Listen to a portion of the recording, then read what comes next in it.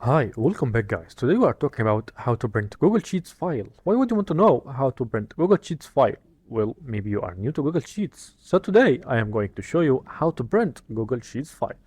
Check the video description and I will try to leave the written instructions. Okay.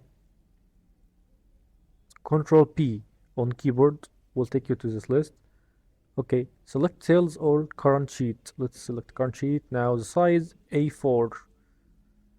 Portrait or landscape, fit was height, fit to beige, okay, fit to width, okay, normal or narrow, let's make it wide, more better.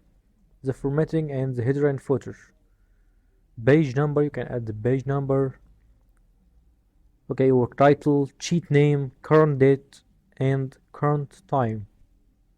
You can add all this to all pages, not just one page. Now let's uncheck this, click next and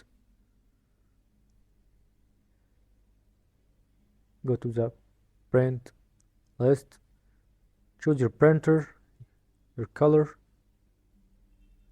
and click here on print. That's easy guys. There you go. If you want to know how to bring Google Sheets file, that's the easiest way I know how. If you know another way to do it, leave a comment below. Be sure to subscribe for more videos.